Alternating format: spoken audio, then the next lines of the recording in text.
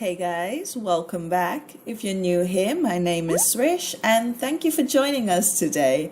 This video is very niche, I know, but there's a reason I'm making it. You see, I had a problem understanding flow and opacity in Photoshop, more specifically what difference it made to Photoshop painting, if any. And after experimenting a little bit with it, I feel like I finally have the real explanation. And given the millions of views on other videos about this, clearly a lot of people have the same dilemma about the difference between flow and opacity in Photoshop, or Krita, or Clip Studio Paint, or whichever software you use. But the reason I could figure out the real mechanism behind it is because I could replicate the effect traditionally. So let's start with some overhead camera footage to help us understand the physical differences between flow and opacity. Here I'm using watercolors. I've left the exact watercolor set I use in the description if you're looking for a good set of watercolors, which are pretty affordable and good. Okay, let's start with a paint mixture that has high flow and high opacity. This is basically an opaque paint layer, well, as opaque as watercolor can get, but it is also very wet. And if we add more water to that paint mixture, it dilutes the paint, but it's definitely still very wet. So when we paint on a second stroke, there is still a very high flow, i.e. wetness, but the opacity is now much lower, meaning that the paint is more translucent. Now let's reverse this paradigm. Say we want to create a high opacity and low flow. We're going to want less wetness in our paint to lower the flow, but we still want high opacity. So we're going to swipe the brush over the wet pan of paint, but we're going to then wipe off as much water as we can.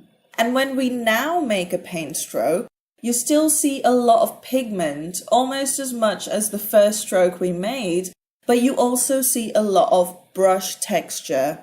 Keep this in mind because it will become relevant when we move on to Photoshop. And finally, let's look at low flow and low opacity. Remember, low opacity is dilute paint. So we're going back to the watery mixture, but we also want a low flow, meaning the brush needs to be dry. So just like we did before, we're going to wipe off as much of the water as we can before we make a stroke. As a result, we do get a fairly transparent stroke, but we also get a very dry kind of textured paint stroke. It's hard to see the texture here since the opacity is so low, which again, you might want to keep in mind for when we move on to Photoshop. So at this point, we kind of start to see that opacity has to do with how dilute or saturated the paint is, whereas flow has to do with how wet the paint is. But how does this translate to Photoshop? Let's go over some terminology. The brush I'm using is set to pressure dependent size, so the more pressure I put onto my tablet, the larger the brush size. It has nothing to do with opacity or flow, so it's the perfect brush for this. Now, through this screen cap, I might refer to edges, which are the sides of the stroke, and ends, which are both ends of the stroke. Pretty self-explanatory stuff.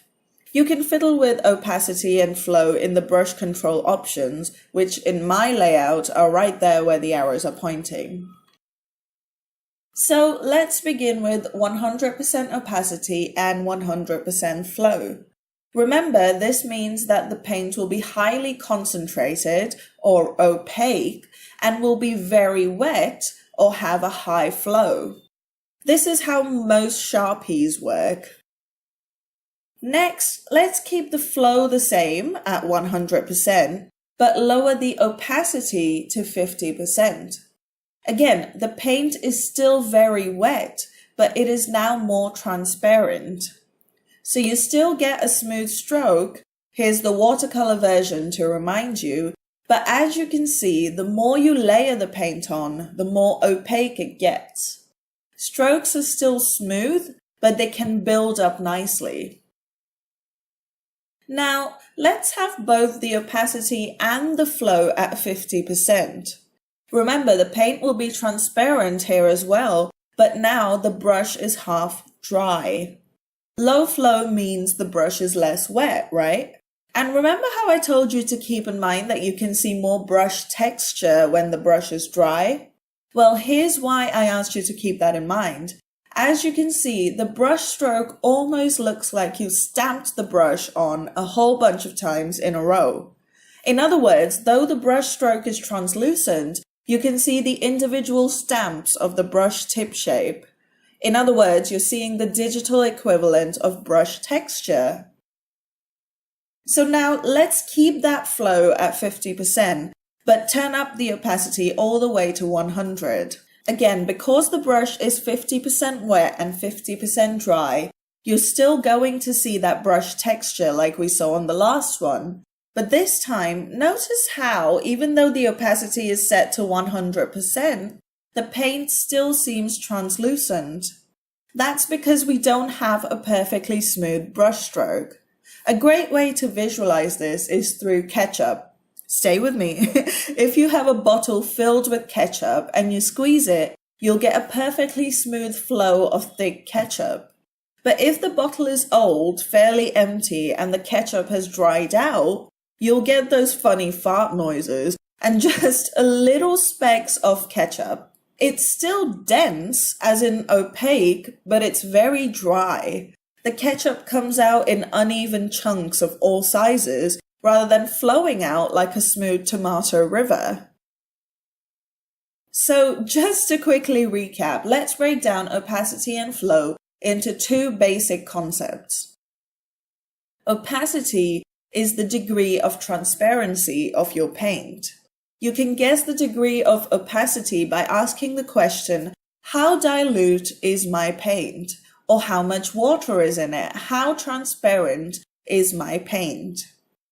Flow, on the other hand, is the evenness of the paint. In other words, you can guess the amount of flow by asking the question, how wet or how dry is my brush? So it is a property of the brush, not of the paint. That's it. That's literally all there is to this topic. I hope it all makes sense now. I can't believe how long it took me to understand this. But there's my explanation of the difference between flow and opacity, both traditionally and on digital painting softwares. If you found this helpful, please do take a moment to leave me a thumbs up so I know this has helped. And if you'd like more Photoshop or painting technique tutorials, please leave me a comment below and I will make it happen, because that's the kind of relationship we have.